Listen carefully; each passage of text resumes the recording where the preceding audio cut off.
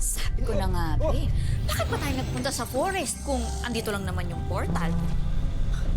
Alam mo bang bigay lang sa akin yan ng isang matandang babae na nakita ko dun sa antique shop.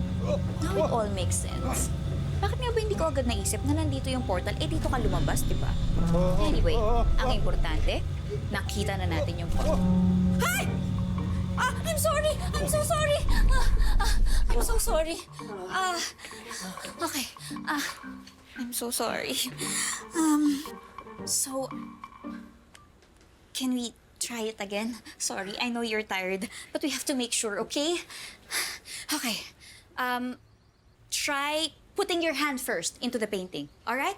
Okay.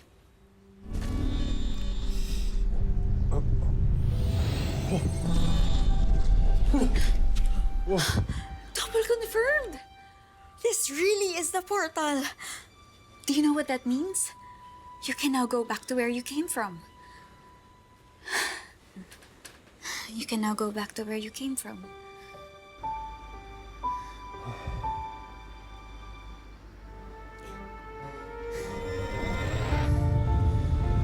Oh, wait. You can't go back wearing that. You need to wear the Crown Prince costume first. It's inside the backpack. Go get it. Wala. Hindi nabanggit ni Jenna na may bago ng episode yung Prince in the Moonlight? At first time kong maunang manood sa kanya, ay ayan kasi. Masyadong busy kay Prinsipe Opa. Yun talaga.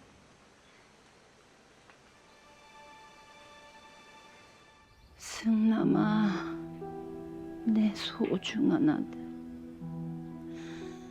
이 내 몸이 더 쇠약해지기 전에 제발 돌아오거라.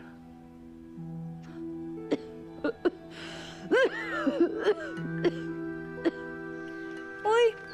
Hala, kawawa naman si Queen Mother. Uy, kailangan na talaga makabalik ni Prinsipe Opa sa kanila. Sana makita agad ni Jenna yung portal. Uy, ako.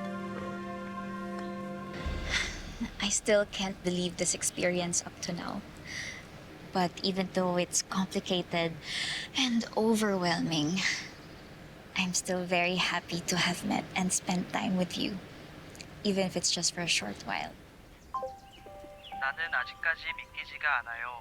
하지만 아무리 복잡하고 혼란스러워도 잠시나마 당신과 함께할 수 있어서 기뻐요. I will miss you, Songnam. But you need to go back home. But I will Korea. Keep on remembering everything about you and our memories together. Goodbye, my Crown Prince. 당신이 그립겠지만 당신은 돌아가야 합니다. 나는 당신에 대한 모든 것을 기억할 거예요. 당신과 함께했던 추억. 아니, 난 그러고 싶지 않소. Why not? 왜냐면 난 내가 진심으로 사랑할 운명의 여인을 찾았기 때문이요. 그댈 사랑.